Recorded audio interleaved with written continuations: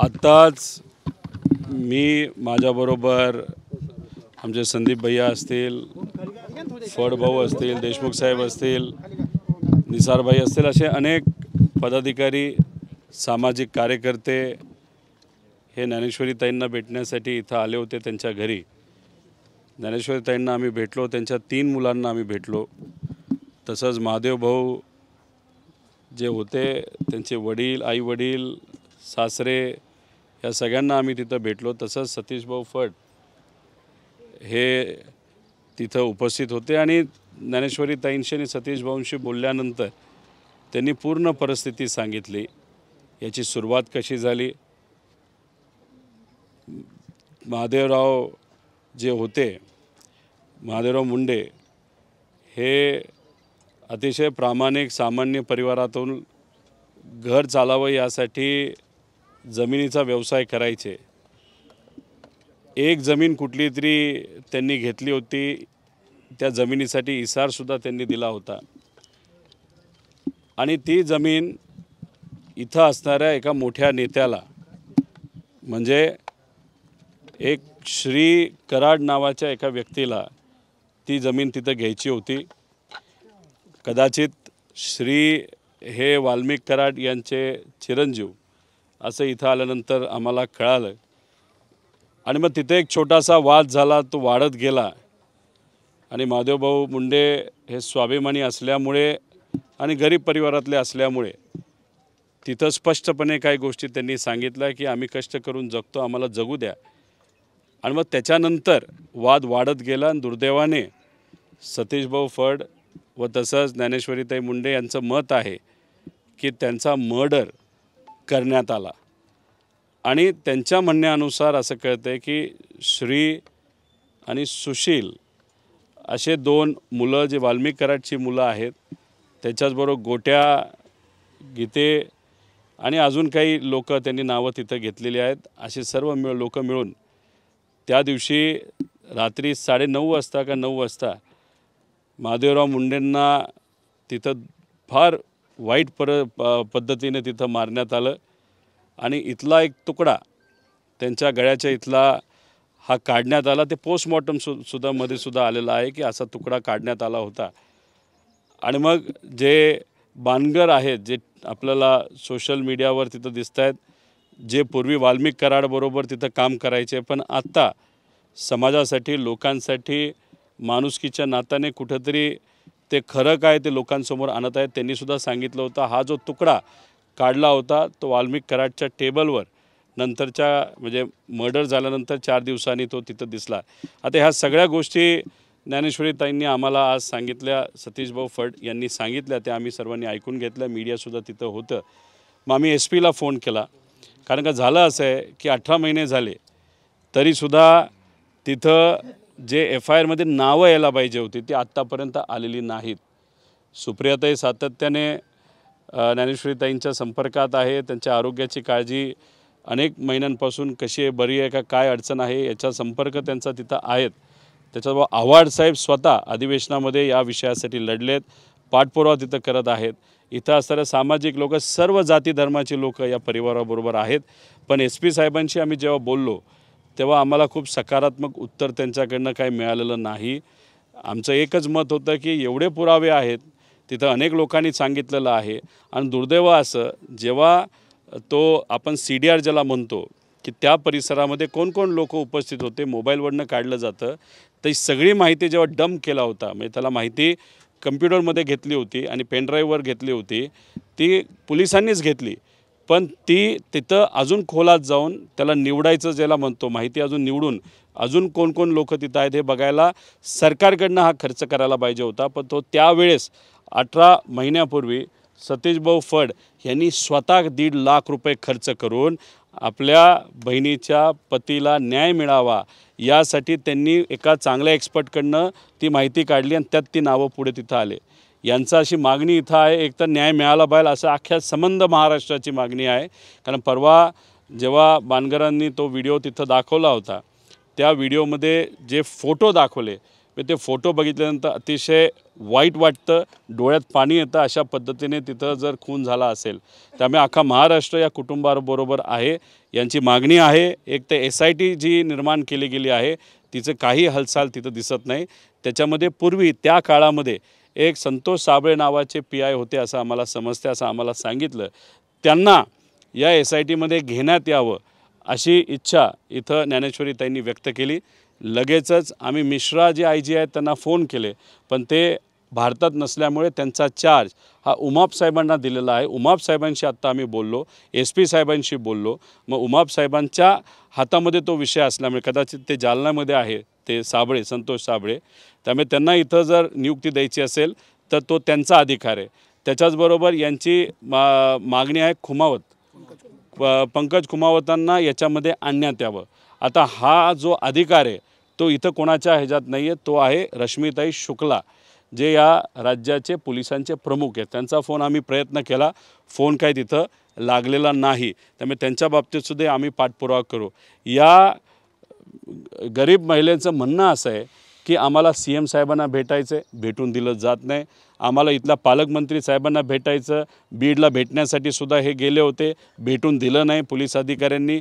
आणि एकनाथ शिंदे साहेबांना भेटायचं, म्हणजे सत्तेत असणाऱ्या प्रत्येक व्यक्तीला भेटून आम्हाला फक्त न्याय द्या अशी मागणी इथं ते करत आहेत. त्यामुळे आपल्या माध्यमातून हे जे 3 मोठे नेते आहेत या राज्याचे, त्यांना मी विनंती करतो की यांच्याकडनं आपल्याला फोन करण्याचा प्रयत्न केला जाईल, नाहीतर आपण आपल्या यंत्रणेच्या माध्यमातून या परिवाराला फोन करून CM साहेब जे होम मिनिस्टरसुद्धा आहेत, देवेंद्र फडणवीस साहेब, अजितदादा पालकमंत्री आहेत आणि एकनाथ शिंदे साहेब, या तिघांना विनंती करतो की आपण आपला वेळ देऊन यांचं थोडंसं ऐका. हे जे म्हणतात ते पुराव्यासकट म्हणत आहेत, तिथं त्यांना न्याय द्या. आम्हीसुद्धा आमच्या परीने जिथं कुठं मदत करता येईल ती मदत त्या ठिकाणी करणार आहोत. आम्ही पोलीस प्रशासनाला विनंती करतो, या परिवारावर खांद्याला खांदा लावून सर्व जाती धर्माची लोक आंदोलनाला बसली होती आणि त्यांच्यावर सुद्धा या पोलिसांनी कारवाई केलेली आहे. सामाजिक विषयासाठी जर कुणी आंदोलन करत असेल, त्याच्यावर तुम्ही कारवाई करत असाल, तो पूर्वी परळी हा जो भाग आहे अतिशय पवित्र भाग आहे, चांगली लोक आहेत, प्रामाणिक लोक आहेत. फक्त ठराविक मोजक्या लोकांमुळे या भागाचं नाव त्या ठिकाणी खराब केलं जातं आहे. आणि इथं जर दहशत एवढी असेल की आजसुद्धा जर या लोकांवर तुम्ही कारवाई करत असाल, हे कदापि मान्य केलं जाणार नाही. त्यामुळे कुठेही काय त्या ठिकाणी अडचण झाली नाही पाहिजे. आणि या परिवाराला म्हणजे ज्ञानेश्वरीताई मुंडे आणि सतीश भाऊंनासुद्धा पोलिसांकडनं प्रोटेक्शन हे दिलं गेलं पाहिजे. कारण का या भागामध्ये जे श्री नावाची व्यक्ती आहे, कराड, श्री कराड, त्यांच्या परिचयाचे काही लोक हे चुकीच्या कामामध्ये आहेत. त्याच्यात गांजा विकणं असेल, नाहीतर अजून काही ड्रग्ज असतील याच्यामध्ये. आणि ती जी माणसं आहेत ती ठराविकच लोक आहेत. ते लोक अतिशय विचित्र प्रवृत्तीची आहेत आणि ते लोक उद्या जाऊन काही करू शकतात या परिवाराला, नाहीतर इथं असणाऱ्या सामाजिक कार्यकर्त्यांना. पोलिसांनी पूर्णपणे जबाबदारी या बाबतीतली घ्यावी अशी विनंती या ठिकाणी आम्ही सर्वजण करतो. त्यामुळे वाल्मिक कराड आणि जे कोणी त्यांच्या परिवारातले त्यांच्या परिचयाचे जबाबदार असतील त्यांना त्या ठिकाणी या FIRमध्ये त्यांचं नाव येऊन त्यांच्यावर कारवाई तिथं झाली पाहिजे अशी आमच्या सगळ्यांची, ज्ञानेश्वरीताईची, सतीश भाऊंची, इथं असणाऱ्या प्रत्येक व्यक्तीची अशी मागणी आहे. दादा, स्वतः मुख्यमंत्र्यांनी याबाबतीत आश्वासन दिलं होतं, त्यानंतर स्वतः ज्ञानेश्वरी मुंडेंनी 5 जणांची नावं घेतली आहे, मात्र अद्यापही कुठलीच कारवाई नाही. पोलीस फक्त शोध घेतात असं दाखवतं. दुर्दैव तेच आहे की पोलीस दाखवते की शोध घेते.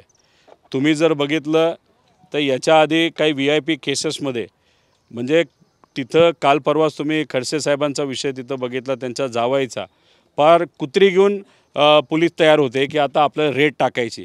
म्हणजे मोठ्या मंत्र्या, म्हणजे विरोधातल्या एखाद्या नेत्याच्या नातेवाईकाला आत घेण्यासाठी, कारवाई करण्यासाठी तुम्ही सज्ज असता आणि दुसऱ्या बाजूला गरिबाला त्या ठिकाणी न्याय मागण्यासाठी तो फिरावं लागतं. आता ही आपली बहीण 2 वर्ष झालं प्रयत्न करत आहे. आता तिला किती वेळा तरी पोलीस स्टेशनला जावं लागलं. SP त्यांचा ऐकून घेत नव्हते का आत जाऊन देत नव्हते. त्यामुळे आत्मदहन करण्याचा प्रयत्न तिथं केला. आणि आम्ही आमदार असताना जेव्हा मुंबईमध्ये आमच्या एका कार्यकर्त्याची तब्येत कशी हे विचारण्यासाठी पोलीस स्टेशनला गेलो, तेव्हा आमच्यावरच मोठ्या आवाजात तिथं असणारा पोलीस अधिकारी बोलायला लागला आणि आमच्यावर तिथं कारवाई झाली. म्हणजे माझ्यावर आणि आव्हाड साहेब जे या केसमध्ये सुद्धा लक्ष देऊन आहेत यांच्या, म्हणजे आमचा तोच म्हणणं होतं की आमदाराला जर असं वागवत असतील तर अशा गरीब लोकांना कसं ते वागवणार आहेत. त्यामुळे इथं कुठेतरी काहीतरी मूर्त आहे, इथं असणारे प्रशासन कोणाला तरी वाचवतं आहे असं सगळ्यांचंच इथं असणाऱ्या लोकांचं मत आहे. अनेक समाजामधून हे समोर येतं की या प्रकरणामध्ये म्हणजे गुन्हेगारांना बाजूला सोडून तुमच्याच पक्षातल्या काही जणांना पदाधिकाऱ्यांना गुंतवण्याचा प्रयत्न केला जातोय. आता ज्ञानेश्वरी ताईंशी चर्चा झाल्यानंतर त्यांच्यावर दबाव होता की त्याच्यामध्ये बबन गीतेचं नाव घ्या, अजून 2-3 लोकांचे नाव घ्या, जेणेकरून त्यांच्यावर ते शेकेल आणि ते जेलमध्ये जाऊन बसतील आणि जेली मर्डर केलं तो बाजूला जाईल. पण हे सर्व प्रामाणिक लोक दिसत आहेत, अतिशय प्रामाणिक पद्धतीने स्वतःच्या हक्कासाठी ते लढतात. त्यांच्यावर दुःखाचा डोंगर हा ढासळलेला आहेच, पण तरीसुद्धा न घाबरता अनेक धमक्या त्यांना तिथं काही ठराविक अप्रत्यक्षपणे लोकांनी दिल्या तरी ते ताकदीने तिथं लढत आहेत. त्यामुळे त्यांनी तिथं उगाचंच नाव कोणाचं घेतलं नाही. आणि गेल्या वेळेस जर तुम्ही बघितलं असेल की जेव्हा बबन गीतेलासुद्धा अडकवण्याचा प्रयत्न झाला आणि दुर्दैवाने त्याला अडकवलं, तेव्हासुद्धा मी तिथं बोललो होतो की याच्या मागे वाल्मिक कराडच आहे. आणि त्या केसमध्ये सुद्धा जर आपण खोलात गेला त्याच्यामध्ये सुद्धा वाल्मिक कराडचीच लोक निघतील आणि बबन गीतेला मात्र तिथं मुद्दामून अडकवलं आहे. म्हणजे इथं काय आहे की मर्डर तिसऱ्याला करायचा आणि दुसऱ्यालाच कोणातरी केसमध्ये अडकून द्यायचं आणि त्या पद्धतीने तिथं फॅब्रिकेशन करायचं. इथं जी रेल्वे लाईन आहे त्या रेल्वे लाईनवर तुम्ही अंदाजा घ्या किती लोकांचे तिथं ॲक्सिडेंट झाला असं दाखवलं, पण तो ॲक्सिडेंट होता का मर्डर होता हे सुद्धा खोलात जाऊन. आणि एक आहे आमच्या सगळ्यांचं असं मत आहे की वाल्मिक कराडची जी प्रॉपर्टी आहे ती हजारो कोटीची आहे. आता स्वतःला सामाजिक कार्यकर्ता म्हणतो, त्यांच्या समाजाचे व इतर समाजाचे इथं असणारे लोक अक्षरशः साध्या पत्र्याच्या नाही तर झोपडीमध्ये तिथं राहतात आणि या महाशयाची 1000 कोटीची प्रॉपर्टी होती कशी.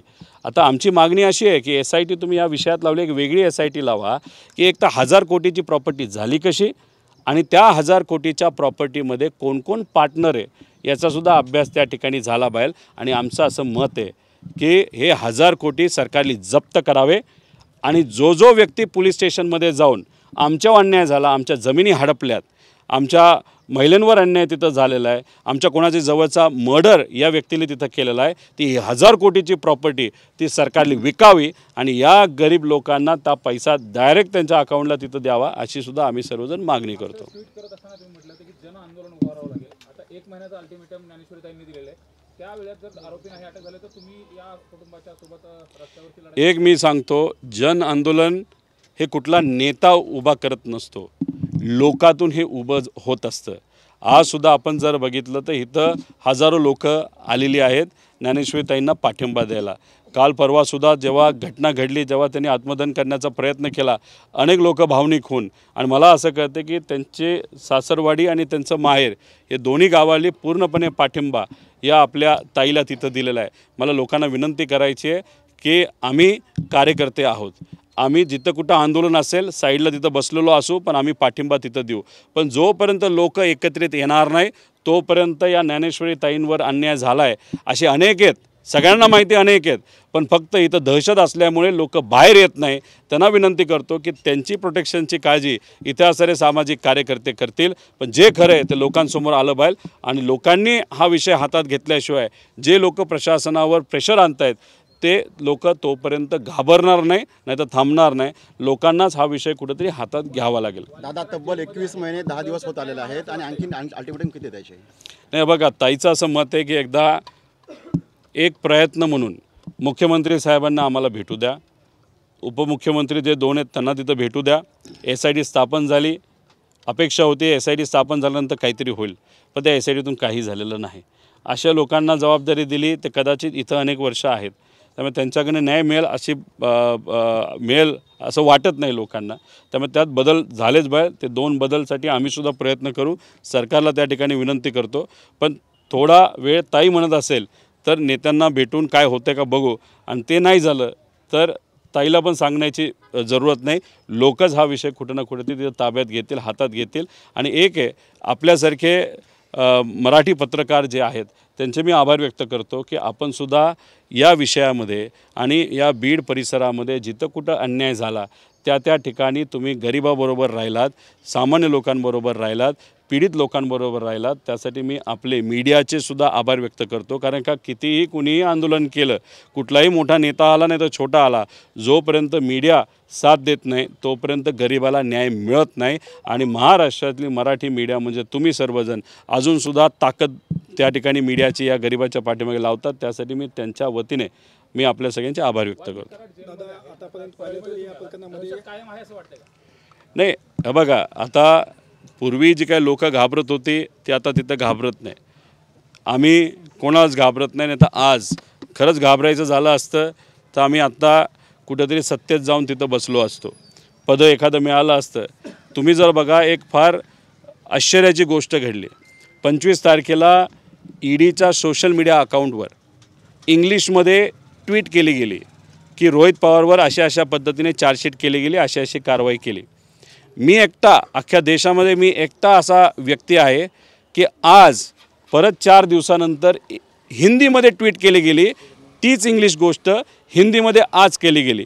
म्हणजे आम्ही आमच्यावर सुद्धा दबाव आणण्याचा प्रयत्न तिथं केला जातो आहे, पण तरीसुद्धा आम्ही घाबरत नाही. आणि या पवित्र भागामध्ये अतिशय आध्यात्मिक पवित्र आणि चांगली लोकं इथं आहेत. फक्त काय ठराविक लोकांच्यामुळे इथलं नाव दुर्दैवाने खराब झालेलं. आणि ठराविक लोक म्हणजे मला कधीकधी हास्य वाटतं की काही लोक म्हणतात की बीडचं नाव खराब केलं जातं आहे, परळीचं नाव खराब केलं जातं आहे. अहो, बीडचं आणि परळीचं नाव हे स्वर्गीय गोपीनाथ जी मुंडे साहेब असताना अतिशय मान सन्मानाने घेतलं जात होतं. नेताच मोठा होता, लोकांच्या हिताचं काम त्यांनी मनापासून तिथं केलं, त्यावेळेचे नेते. आणि आज जर आपण बघितलं, वाल्मिक कराडसारखा नेता ज्याची 1000 कोटीची प्रॉपर्टी झाली. अहो, इथं गरिबाचं काय चाललं बघा, जेवायला वांदेत आणि बरेच लोक परळी सोडून बाहेर जायला लागलेत, म्हणजे घरं सोडून जायला लागलेत. आणि हा नेता म्हणजे कोण, तर वाल्मिक कराड 1000 कोटीची प्रॉपर्टी करत असेल. अरे ह्या लोकांना नेता. तर आज नाव कोणामुळे खराब होत असेल तर वाल्मिक कराड आणि हे जे गुंड त्यांनी पाळलेली आहेत फक्त स्वतःच्या स्वार्थासाठी, यासाठी या परिसराचं, पवित्र परिसराचं नाव खराब होते असं म्हणावं लागेल. या प्रकरणापर्यंत 20 महिने उलटून गेलेले आहेत. आतापर्यंत 9 अधिकारी बदलण्यात आलेले आहे, मात्र अजूनही तपास शून्य आहे, अजूनही निष्पन्न नाही. दुर्दैव आहे. आत्तासुद्धा ताईचं हेच मत आलं की काहीच होत नाही, काहीतरी झालं पाहिजे. आणि ते होत नसल्यामुळे परवा दुर्दैवाने म्हणजे 3 मुलं त्यांची आहेत तरीसुद्धा एक आईली आत्मदहन करण्याचा प्रयत्न केला. सहसा आई कधीच तसं करत नाही, पण तिच्या मनावर किती ताण असेल, प्रेशर असेल, ज्यामुळे ती काहीतरी करण्याचा प्रयत्न करत असेल. याच्यावरून समजून घ्या की कुठेतरी पोलीस प्रशासन कमी पडते. पोलीस प्रशासनाला आम्ही विनंती करतो की आता हलगर्जीपणा चालणार नाही. परळीमधले सामान्य लोक, बीडचे लोक आता ताकदीने एकमेकाच्या पाठीमागे उभे राहायला सुरुवात झालेली आहेत. त्यामुळे हे लोक नक्कीच तिथं प्रेशर निर्माण करून या पोलीस प्रशासनाला त्यांचं ऐकावं लागेल.